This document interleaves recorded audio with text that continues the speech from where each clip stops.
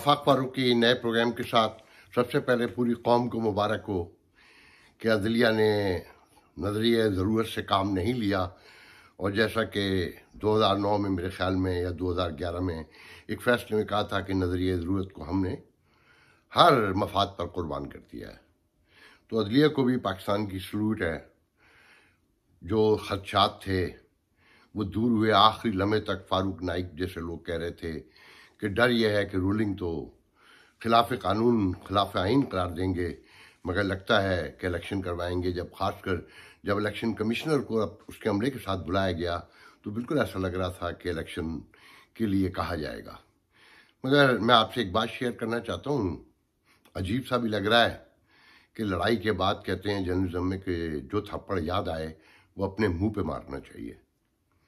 कल प्रोग्राम के बाद यहाँ के कोई 2 बज रहे थे, 1 बज रहा था, मुझे अब याद नहीं है, किसी ने बताया पाकिस्तान से, उनके लोगों में से, कि कल 5 जज मुतफक्का फैसला देंगे, असेंबली बहाल होगी।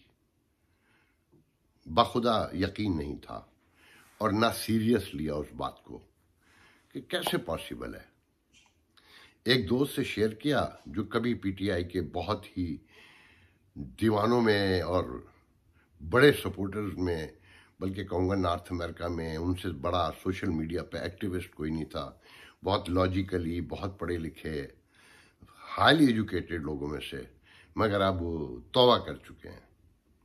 उनसे मैंने शेयर किया, उन्होंने भी कोई संजीदा नहीं लिया। मगर जब अभी ये फैसला सुनाया गया तो हैरानी हुई और बहुत देर तक हैरानी होती रही कि फैसला तो कल से मौजूद था। देखें, देने वाला कौन था मैंने बता दिया। अगर उसने गैस किया होता तो ये परफेक्ट पूरा जुमला कहना कि 5 जज इत्तफाक राय से फैसला देंगे और असेंबली भी बहाल होगी, तमाम इक़दामात भी गैर कानूनी करार देंगे। आप नोट करें कि अदालत के जो बिहेवियर था, रवैया था, रिमार्क्स थे, उसमें कहीं नहीं लगता था कि वो पूरा इसी तरह फैसला सुनाएंगे कि बार बार अता बुंदयाल भी कहते थे हमें एहतियात से आगे बढ़ना है, हमें कौमी मफाद भी सामने रखना है और हमने सारी सिचुएशन को भी समझना है। बहरहाल फैसला आ गया। वो शेर है बहुत मशहूर कि ये वक्त किसकी रऊनत पे खाक डाल गया, कौन बोल रहा था खुदा के लहजे में। इसमें दुख की, अफसोस की बात यह है कि 74 साल में ये जमहूरियत बार बार डिरेल होती रही, बार बार इसे घर भेजा जाता रहा। सियासतदान जद्दोजहद भी करते रहे हैं, मगर ये भी ध्यान में रखें कि ये सियासतदान एक ख़ास मखसूस अशराफियत से ताल्लुक़ रखते हैं। डॉलर 195 का नहीं 2000 का हो जाए, मेरे मुंह में खाक, इनके दस्तरखान पे कोई फ़र्क नहीं पड़ेगा। आप जो वेस्टर्न वर्ल्ड की जमहूरियत है गौर से देख लें, वो सारी की सारी मिडिल क्लास पे खड़ी है। चाहे आप बरतानिया चले जाइए, चाहे आप अमेरिका में देख लीजिए, कनाडा में देख लीजिए, ऑस्ट्रेलिया में देख लीजिए, यहाँ तक कि आप भारत में देख लीजिए कि आम आदमी पार्टी तक या मोदी तक, हम नजरियात से इत्तफाक करें ना करें, जब तक ये जमहूरियत डिफेंस में, क्लिफ्टन में, मॉडल टाउन में, केडीए स्कीम में और E11 है मेरे ख्याल में, E7 जो इस्लामाबाद में है, वहाँ तक महदूद है, उस वक्त तक ये जमहूरियत पनप नहीं सकेगी, ये मजबूत नहीं होगी। आप ये देखें कि बहरहाल जमहूरियतों को मौका तो मिला है ना, तो इसकी कोख से इमरान खान ने जन्म लिया, जो पहला जनरल के तौर पे नजर आते हैं कि फाशिज्म की आखिरी हद कर दी कि आइन, कानून, इंसाफ सब उठाकर कौम के मुंह पे मारा कि इसकी कोई हैसियत नहीं है और जो मैं कहूँगा वही दुरुस्त होगा। फिर उनके साथ जितने लोग हैं, बहुत बात लोगों पर तो यकीन नहीं आता इस पूरे खेल में। खान साहब, आरिफ अलवी सदर के साथ एक आदमी जो बहुत मोतबर था, उसे भी बहुत शर्मिंदगी का सामना है और वो है अटॉर्नी जनरल खालिद जावेद, जो पीपल्स पार्टी के एक जद्दोजहद करने वाले कारकुन और साबिक वजीर कानून, वफाकी वजीर कानून एंडी खान के घर, नबीदाद खान के घर पैदा हुआ, जिसने दुनिया की हाईली, कहना चाहिए, बड़ी यूनिवर्सिटियों से, ऑक्सफोर्ड से और हार्वर्ड जैसी यूनिवर्सिटियों से तालीम हासिल की, और जिसका एक बहुत अच्छा पोस्चर था, एक बहुत बड़ा ग्रेस था, और जिससे तवक्को थी कि वो इस इक़दाम में प्राइम मिनिस्टर का साथ नहीं देगा, वो भी उनके साथ खड़े नजर आए और लोगों ने उन्हें जूनियर शरीफुद्दीन पीरजादा कहा। बहुत दुख हुआ, बहुत अफसोस हुआ उनके इस इक़दाम पर। खैर, वो जाने, तारीख जाने, कौम जाने। अब यहाँ देखना ये है कि क्या इस वज़ीर-ए-आज़म के एक इक़दाम से, आज वो वज़ीर-ए-आज़म में जहन में रखिएगा, बेदस्तोपा वज़ीर-ए-आज़म, शकस्त खोरदा वज़ीर-ए-आज़म, आइन शिकन, कानून शिकन, जमहूरियत दुश्मन वज़ीर-ए-आज़म, उनके इस एक इक़दाम से कौम ने क्या खोया, क्या पाया। 1500 अरब रुपए 4 दिन में कास्ट किए, कर्जों की जो आपकी मालियत, उसमें इजाफा हुआ। वो कहते हैं ना, खाया पिया कुछ नहीं, गिलास तोड़ा 12 ने। 177 रुपए से इंटर बैंक में डॉलर 190 का हुआ। कल तारीख की आखिरी हदूद छुई कि एक दिन में 2 रुपए 87 पैसे बढ़े, जो कभी नहीं हुआ था। और मार्केट में, बाजार में, ओपन मार्केट में डॉलर 196 का बिक रहा है। और मैं आपको बता चुका हूं कल के प्रोग्राम में कि ये रुकेगा नहीं, आज कल में स्टेबल होगा। कितना होगा, सिचुएशन देख के स्टॉक मार्केट ऊपर उठेगी, नहीं उठेगी। यह अशराफिया की लड़ाई में मारा गरीब जाता है। ये जो लोग लड़ रहे थे, ध्यान में रखिएगा, ये डॉलर में ही खरीदते हैं चीजें। इनके घरों में रुपए का कोई कॉन्सेप्ट नहीं है। चेक कर लें, जहां से चाहें, जब चाहें कर लें। जो रुपए में खरीदता है वो मारा गया इस लड़ाई में, और बहुत बुरी तरीके से मारा गया। तो ये लूज किया, और जिसका कोई जिम्मेदार नहीं है। अब ये जो नए वज़ीर-ए-आज़म आएंगे, शहबाज शरीफ, क्या ये इकॉनमी को कंट्रोल कर लेंगे?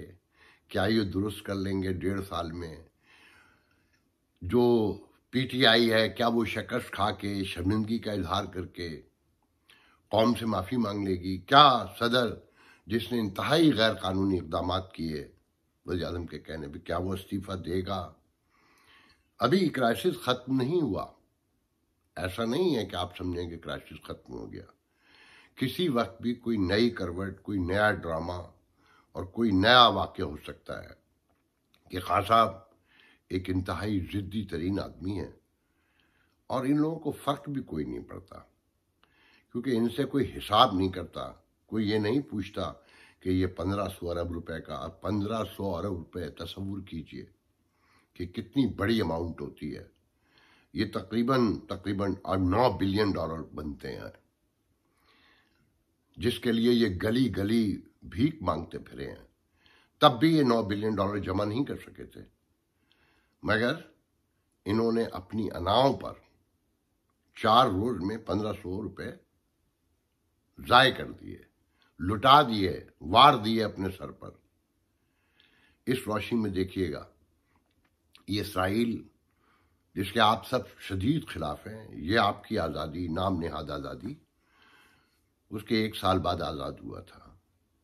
2 दिन पहले उसके यहाँ भी यही पोजीशन थी जो हमारे यहाँ है। 1 वोट पे हुकूमत खड़ी थी।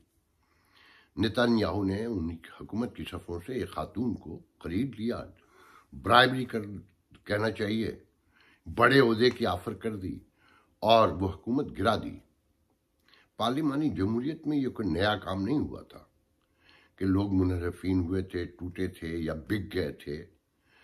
ये पहली बार नहीं हुआ था। मगर इसराइल में ऐसा कुछ नहीं हुआ। कोई आइन नहीं तोड़ा गया, कोई कानून नहीं तोड़ा गया, कोई क्राइसिस नहीं खड़ा किया गया, कौम में कोई इंतशार नहीं फैलाया गया। वो यहूद और नसारा, जिनसे आपकी एक जंग है, वो आपको रोज बताते हैं कि माशी अखलाकियात क्या हैं, समाजी अखलाकियात क्या हैं, जमहूरी अखलाकियात क्या हैं और किन की बुनियाद पर आप सरवाइव कर सकते हैं। आखिरी गुफ्तगू कर रहा हूँ, ये बहुत तवील मौजू है जिस पर मैं आखिरी बात करने जा रहा हूँ, मगर मुख्तसरन कह दूँ, अगर किसी के दिमाग में यह है कि हुकूमत बदलने से मामलात बदल जाएंगे, हालात बदल जाएंगे, तकदीर बदल जाएंगे, नहीं।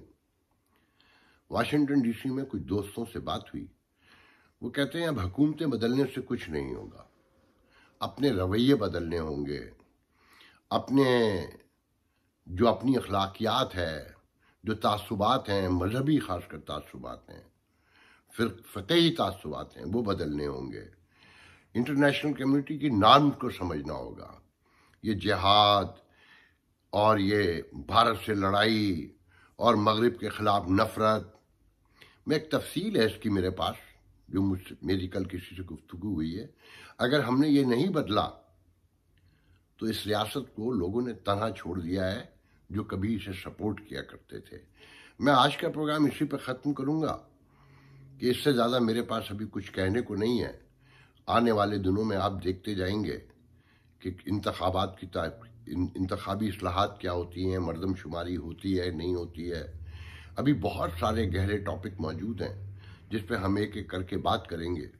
बस ये जहन में रखें। आखिर में मैं ये कहना चाहता हूँ, ये जो ओवरसीज़ पाकिस्तानी हैं यूरोप में, अमेरिका में, इनसे अपील भी करूँगा, दरख्वास्त भी करूँगा और मशवरा भी दूंगा कि यह आइन कानून का एहतराम करना सीखें।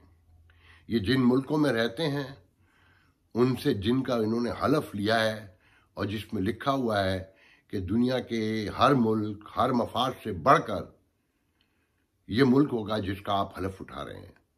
और हलफ का मतलब आपको पता है ना, कुरान उठाना, अपने अकायद, अपने मजहबी नज़रिए को अपने सर पर रखकर गवाही देना, जिससे हम में से बहुत से लोग रोज़ ब्रीच करते हैं, रोज़ गद्दारी करते हैं और फ़ख्र करते हैं।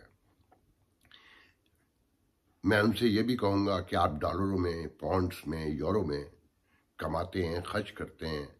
आपकी आनिए जानियों से वो लोग पिसते हैं, कुचले जाते हैं, भूख से सिसकते हैं जो रुपए में खर्च करते हैं। मैं आज का ये वीडियो इस पर ख़त्म करता हूँ। इंशाल्लाह कल आपसे दोबारा गुफ्तगू होगी। अल्लाह हाफ़िज़।